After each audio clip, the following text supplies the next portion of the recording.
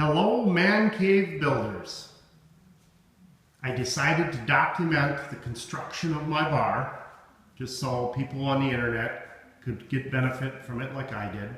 This is my basement bar, rec room that I'm building. As you can see, it's pretty standard 2x6 construction.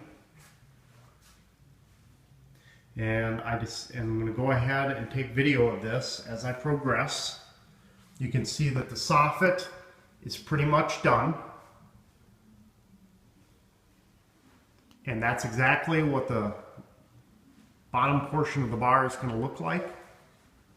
And I'll show you how I did it. I used simple tools, a chop saw, table saw, biscuit joiner, jigsaw. I didn't do any fancy joinery because I didn't have the ability to build actual raised panels, so I came up with a different idea. I'll go over that shortly. Hey guys, the next phase of the bar construction is complete. What I have done is I've installed 3/4 sanded plywood to basically create a recessed look, or basically a place for the panel to sit into. Over here, I've started the first layer of oak, which I stained with a standard Sherwin-Williams chestnut base. And then if you can see down here a little bit, there's 4 panels that go in over here. The purpose of this is, once the raised panels are made, and this is just one I made up quickly, the raised panels will sit in here, and then we'll have standard 3/4 cove that's going to go up against this, just exactly the way it is on the soffit. So that's what I'm up to today. When I get a little bit further along with the oak, I'll take another video. Alright, aspiring bar builders. Today I'm installing the corbels. There's one for every column all the way around the bar. I got these from Outwater. They simply have a couple of screws in the back to hold them on. But unfortunately, no two are at the same spot. So what I did is I first created a little jig. And I can put this on here. And then I can actually measure from the top of the corbel to where the screw is, so I can get them level with the deck of the bar.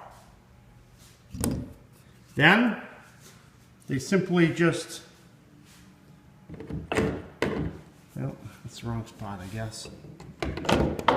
Hang on like that, right on 2 screws. I only have 1 screw in there right now. I'm going to put a second one in. And then what I've been doing is I've been putting construction. I tighten the screws up so they fit really, really snug. I just tap them down into place, and I put construction adhesive behind them. And I think after the glue dries, you'll be able to stand on them. These won't simply be decorative, they'll actually offer some support.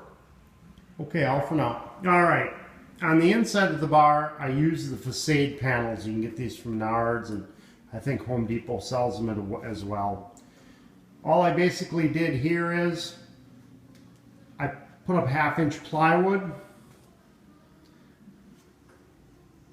and once plywood was up, I simply just glued the facade panels to the plywood.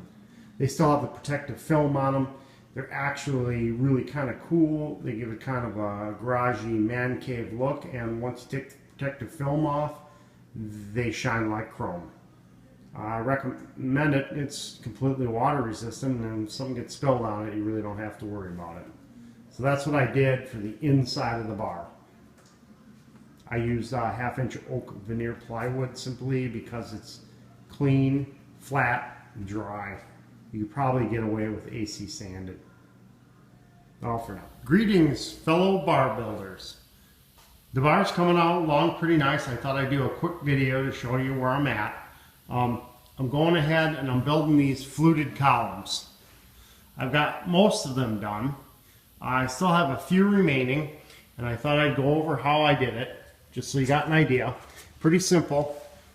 Got the pieces on the bottom, not including these. These are pieces for the top. But I got these few simple pieces that I put together on the bottom.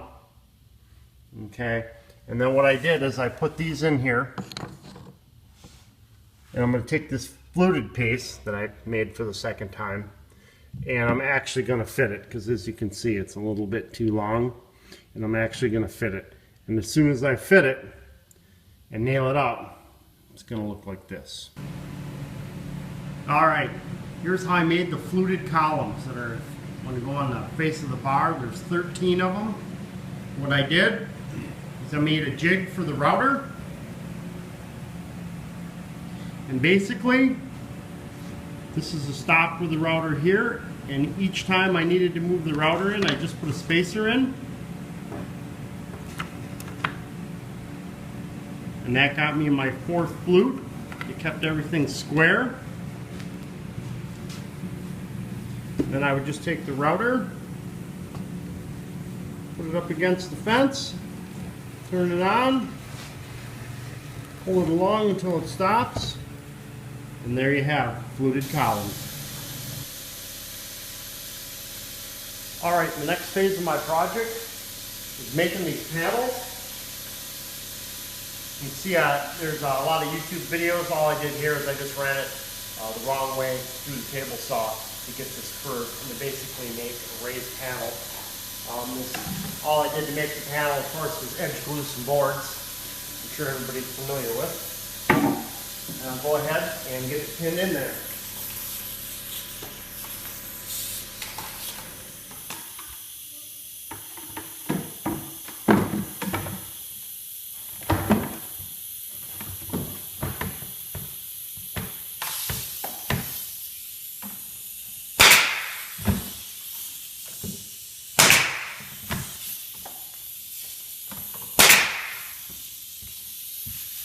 Okay, that's done.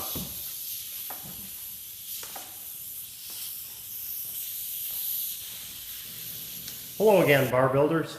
I'm going to show you how I finished the base molding around the bar. I took some 1x10 oak, routed a cove on it.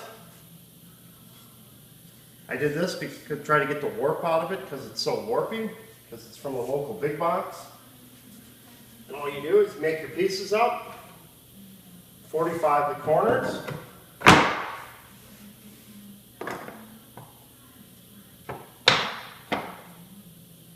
And nail it up. I do stain the edges of these boards with the same color stain. Then you don't get this white line along here. Alright, all for now. Hello, bar builders. I've started working on the top, which is basically a lot of plywood work. Sub-top. This would normally be where you'd put your countertop material, but because I'm using stainless, this is just 5/8 ply. And I made a 5-inch drink rail with no lip, because I don't like the lip on it. Basically, all I did for the drink rail is I biscuit jointed it together, these two pieces, and then the drink rail is screwed from the bottom up into this piece of plywood, which would normally be your countertop material. So I decided to go with stainless. I had the local sheet metal shop bend me up some stainless, so I wanted to do this myself too. If you can see that, all it is a piece of stainless with 2 3/4 bends. Basically, I've got it all cut out in 45. It'll fit like this. I got the other piece over here.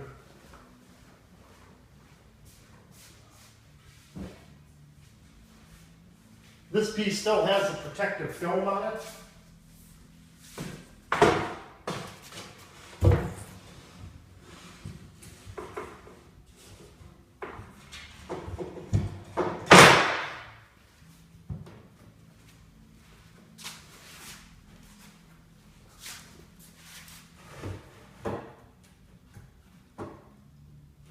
And there you go, stainless steel bar top. I think it's going to look pretty sharp. Okay guys, I'm finally on the final phase of the project. I'm going to finish these decorative columns on top of the bar. Basically these 6x6s, when they dried, they got kind of a twist in them. And I can't really attach much directly to them because it won't be square with the bar. So what I did is I created, a box. Basically, it's just half of a box, okay? And what will happen is, this is how it's going to look, or it's how it's going to assemble. So I'm going to put this piece on here. It's a little bigger than this. There's room for shimming, so I can shim it square with the bar. And then what I've done is I've built face frames. All right, and what I'm going to do here actually this morning is I'm going to attach these face frames to this little box I've made. I want that to tip off of there. Okay, so these will be attached to here. This one's upside down, I think.